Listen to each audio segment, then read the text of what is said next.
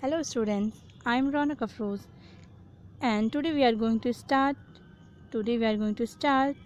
study chapter number 4, The Tranty Onty Gongolov, and this poem is written by C.J. Dennis. Through the name you can understand this is a really different one. इसका नाम बहुत थोड़ा different लगता है, थोड़ा tongue twister जैसा भी लगता है. Tranty Onty Gongolov. Okay, first of all we will know something about the poet. See in your book now. This poem is written by C.J. Dennis, whose full name was Clarence Michael James Stanislaus Dennis, and better known as C.J. Dennis. And he was born on 1876 and died on 1938. And he was an Australian poet known for his humorous poems. Humorous means होता है a genius sense of fun. And he was especially famous for his famous poetry जिसका नाम था The Songs of a Sentimental Bloke. ये उनकी बहुत ही प्रसिद्ध, बहुत ही famous poetry रही है. So let's start the poem now. There is a funny insect that you don't often spy, and it isn't quite a spider, and it isn't quite a fly. It is something like a beetle, and a little like a bee, but nothing like a woolly grub that climbs upon a tree. Its name is quite a hard one, but you will learn it soon, I hope. So try Tranty Onty Gongolov. So see here what poet is saying. In this stanza, the poet describes a rarely seen funny insect, and he is aware that the name of the insect is very difficult word to pronounce and spell, but he hopes one would learn it eventually. वो कहते हैं कि थोड़ा सा इसका नाम different है, difficult है, लेकिन मुझे लगता है कि आप लोग इसको याद कर लोगे. सीधे Hindi meaning, there is a funny insect that you don't often spy. वो कवि कहते हैं कि एक ऐसा बहुत ही विचित्र इंसेक्ट है जिसको शायद ही आपने देखा हो, शायद ही आप देखे हो उसको, और जो कैसा दिखता है, इसका लुक और जेस्चर के बारे में बताते हैं कि देखो ये कैसा दिखता है. ये spider, it isn't quite a spider, ये स्पाइडर जैसा नहीं दिखता है, और ये ना ही फ्लाई, ना ही मक्खी जैसा दिखता है, ना ही मकड़ी जैसा दिखता है, but it is something like a beetle. लेकिन ये थोड़ा बीटल से मिलता जुलता, एक काले रंग का कीड़ा होता है, तो ये इस बीटल से थोड़ा मिलता जुलता उसके जैसा लगता है. एंड लाइक अ बी, और ये थोड़ा बी के जैसा भी लगता है, मधुमक्खी के जैसा भी इसका लुक है. But nothing like a woolly grub that climbs upon a tree. Woolly grub कहते हैं बच्चों लार्वा ऑफ एन इंसेक्ट, जिसको in other words we use to say caterpillars. तो ये कुछ आप कह सकते हो कि ये nothing like a woolly grub, जो पेड़ों पर चढ़ा होता है, ये वूली ग्रब जो लार्वा होता है इंसेक्ट के, ये उनके जैसा भी नहीं दिखता है. हाँ, लेकिन कवि कहते हैं कि वो बीटल और बी से थोड़ा मिलता है उसका look. It's name is quite a hard one. इसका नेम जो है थोड़ा सा हार्ड है, लेकिन मुझे ये आशा है कि आप लोग इसको बहुत ही जल्द याद कर लोगे. सो इसका नाम एक बार मेरे साथ रिपीट कर लो. सो Tranty Onty Gongolov. Come to the next stanza now. It lives on weeds and leaves and has a funny face. Its appetite is hearty and its manners a disgrace. When first you come upon it, it will give you quite a scare. But when you look for it again, you find it isn't there, and unless you call it softly, it will stay away and mop. So try Tranty Onty Gongolov. See students, in this stanza, the poet describes the more characteristics of the insect, and he tells this insect feeds on weeds and leaves, and it eats a lot. ये बहुत ही ज़्यादा खाती है. It manners are a disgrace, thou it's eventually scare you and then disappear and stay away. unless you call out to it softly. जब तक इसको प्यार से नहीं बुलाते हो ये सामने नहीं आती है. See here, what does the word weeds mean? Weeds कहते हैं बच्चों अनवांटेड प्लांट्स को, घास फूस, शैवाल, घास पात जो होते हैं. तो ये कहाँ पर रहती है? It lives on weeds and leaves. तो ये रहती है, जो अनवांटेड ये घास फूस होते हैं ये उन पर रहना पसंद करती है. जो ये बैकग्राउंड में अनवांटेड लीव्स उगे होते हैं, पत्तियाँ उगी होती हैं, उन सब पे ये रहती है. And has a funny face, और इसका फेस जो है बहुत ही विचित्र सा है, बहुत ही डिफरेंट है. Its appetite is hearty. Appetite word mean होता है a natural desire to satisfy a bodily need specially for food.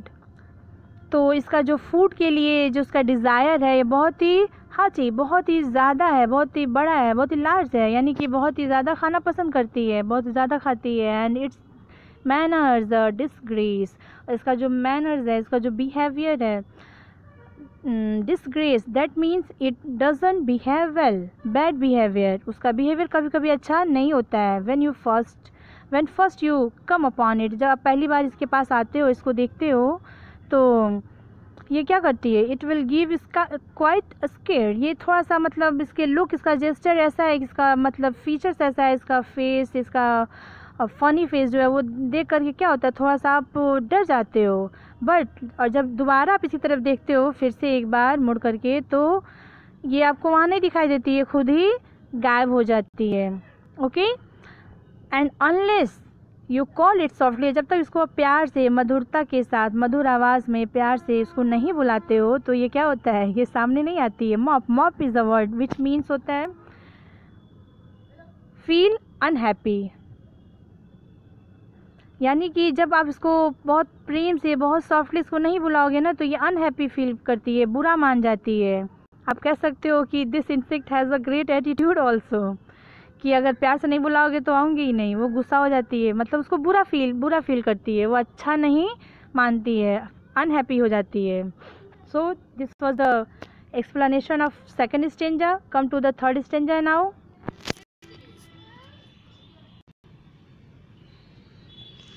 It trembles if you tickle it or tread upon its toes. It isn't an early riser, but it has a snobbish nose.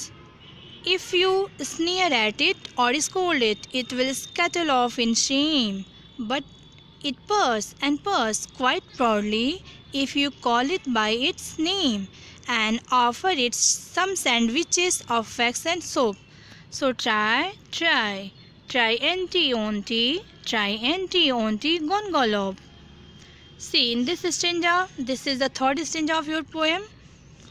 And in this stanza, the poet describes the nature and behavior of the insect and tells, the insect shivers and shakes if you tickle it or walk upon its toes, and it doesn't wake up early, and if you mock or scold it, it runs away in shame. And however you try to give something to eat or call upon softly by its name, it on that time it purrs and give you happy expression. In Hindi we can see in your book, it trembles means होता है घबराना, ये घबरा जाती है. Tackle का worldly mean होता है गुदगुदी करना, but in the poem it is in the sense of touch lightly, touch softly. ठीक है.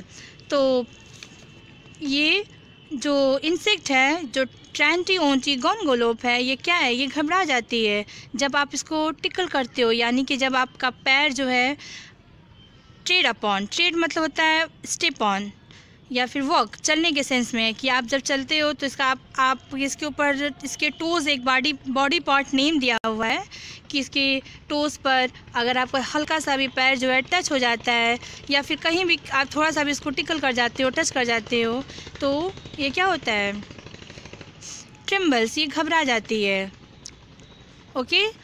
इन other words we can say this insect is a little bit shy and timid also. It is not an early riser. It means it loves to sleep. इसको सोना बहुत पसंद है. ये बहुत सोती है. It is not an early riser. ये जल्दी उठना पसंद नहीं करती है. But it has a snobbish nose. Snobbish mean होता है फीलिंग ऑफ सुपीरियरिटी, यानी कि ये इंसेक्ट जो अपने आप को बहुत ही सुपीरियर भी समझती है. If you snare at it, अगर आप स्नेयर मीन्स होता है मॉक, हंसी उड़ाना, मजाक उड़ाना किसी का, ऐसा हंसी हंसना कि सामने वाले को लगे कि आप उसका मजाक उड़ा रहे हो. तो आप जब इसका ऐसी हंसी हंसते हो इसके ऊपर, या फिर आप इसको चिढ़ाते हो, स्कोल्ड करते हो, तो क्या होता है? स्कैटल. It will scarlet. ये बहुत ही तेज़ी से क्या करती है? भाग जाती है. Run swiftly, run quickly. बहुत तेज़ी से ये भाग जाती है. इन शेम, शर्म के मारे ये भाग जाती है. बट इट पॉस, लेकिन जब आप इसके नाम से इसको बुलाते हो या फिर इसके खाने के लिए कुछ देते हो, जो इसका फेवरेट खाना है, सैंडविच, वैक्स सैंडविच, और वो सैंडविच किस चीज़ का है? वैक्स एंड सोप का बना हुआ सैंडविच इसको बहुत ही ज़्यादा पसंद है. जब ये इसको खाने के लिए आप देते हो तो ये क्या होती है? हैप्पी फील करती है. अपना जो घुर घुर का साउंड है वो साउंड क्रिएट करती है और हैप्पी एक्सप्रेशन देती है. So this is the explanation of stanza number 3. Now we will understand stanza 4.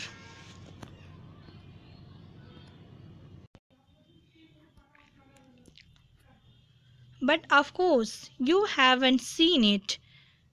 And I truthfully confess that I haven't seen it either, and I don't know its address.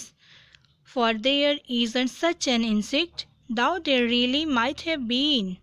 If the trees and grass were purple and the sky was bottle green, it's just a little joke of mine, which you will forgive, I hope. So, oh, try, N-T-O-N-T, Gongolov. Now, students, see, in this stanza, there's a twist revealed. See what poet is saying. After giving the readers so much descriptions about the insect, poet confesses that he hasn't seen the insect either. And he doesn't know where to find this insect. Actually, students, this poem is an imaginary one, not a real story. It talks about an insect which is nothing but the poet's imagination. ये जो है कविता जो है totally imagination है. See what he is saying. यहाँ पर कवि ये कह रहे हैं कि वास्तव में आपने इसे नहीं देखा होगा, नहीं देखा है. एंड आई ट्रूथफुली कन्फेस, और मैं भी विश्वास के साथ ये कन्फेस करता हूँ, ये मानता हूँ कि मैंने भी I haven't seen it either, मैंने भी इस इंसेक्ट को नहीं देखा है. मैंने भी इस इंसेक्ट को कभी नहीं देखा है. And I don't know it's address, और मुझे भी इसका पता जो है पता नहीं है, यानी कि मैं इसका एड्रेस, मैं कहाँ रहती है, मैं ये नहीं जानता हूँ, ये कहाँ पाई जाती है, कहाँ रहती है. For their isn't such an insect, वैसा इसलिए है क्योंकि इस तरह का इंसेक्ट कोई इंसेक्ट तो है ही नहीं. Though there really might have been, यद्यपि इस तरह का इंसेक्ट हो सकता था, हो सकता है. इफ़ द ट्रीज, अगर जो है घास, अगर जो पेड़ पौधे हैं, जो घास है, जब अपना वो कलर बदल ले, यानी कि वो पर्पल हो जाए और स्काई क्या हो जाए? बॉटल ग्रीन, डार्क हरे रंग की हो जाए, तब यानी कि अगर धरती और आकाश अपना रंग बदल ले तो शायद इस तरह का इंसेक्ट हो सकता है. Oh, it's just a little joke of mine, ये जो है मेरा एक छोटा सा मजाक था, और मैं ये आशा करता हूँ कि आप लोग मेरे इस मजाक के लिए, मुझे, मेरे इस फ़न के लिए मुझे माफ़ कर देंगे. तो फिर कहते हैं दुख के साथ कि ये अभी इस का नाम एक बार चलो ट्राई कर ही लो.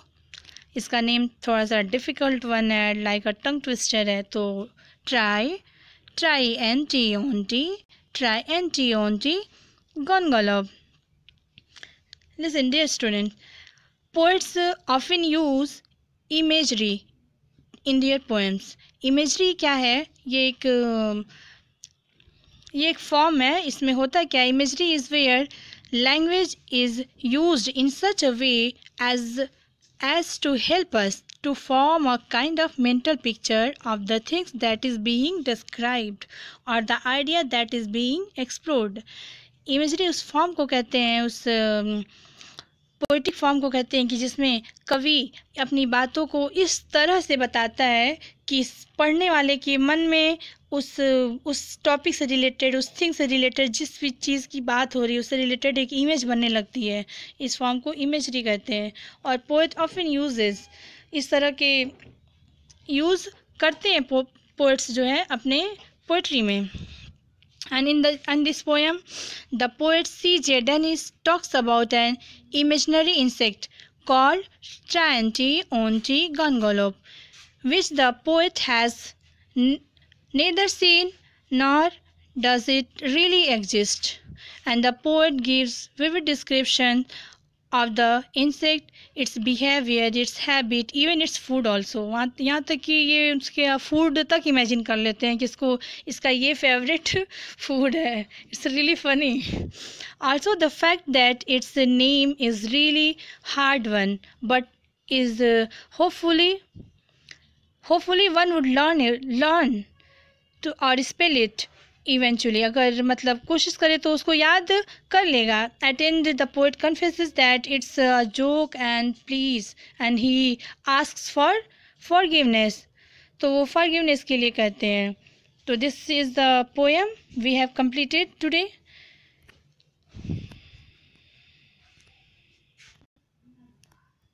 So students, I have written some value points here.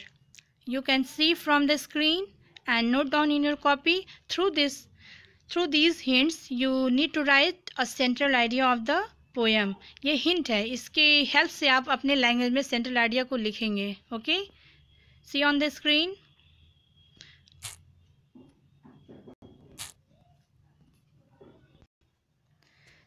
Now students, I would like to tell you some literary points of the poem.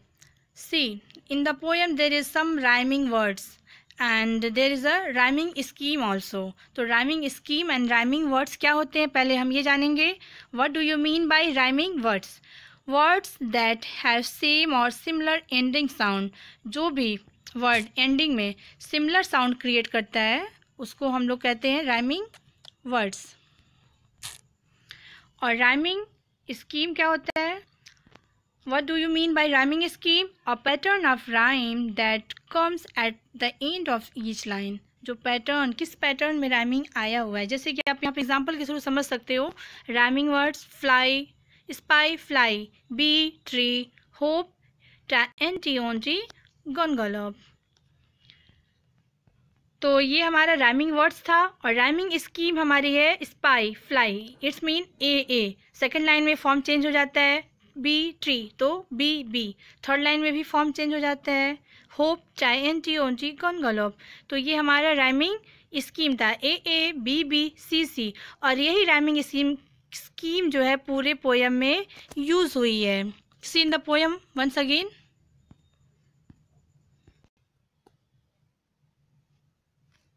See here, spy, fly.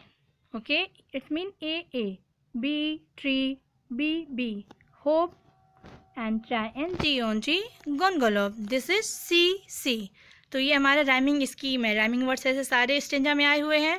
Face, disgrace, scare, there, mope, try, anti, gongolop, toes and nose, shame, name, again soap, try, anti, gongolop. And the last stanza, confess, and there is next word, address, and have been, it rhymes with bottle green, and hope, this word rhymes with triantionty, gongolop. This is the rhyming scheme and rhyming words of the poem. See, there is some figure of speech also. जैसे कि यहाँ आया हुआ है, it is something like a beetle and little like a bee, like a beetle, like a bee. It's mean यहाँ पर हमारा Simli figure of speech use हुआ है. इसी तरह से पोएम में और भी फिगर ऑफ स्पीच आए हुए हैं. आप उसको पढ़ोगे और अंडरलाइन करोगे वर्ड्स को और उसमें कौन सी फिगर ऑफ स्पीच है आप मुझे कमेंट सेक्शन में बताओगे. Okay students, keep watching, keep learning.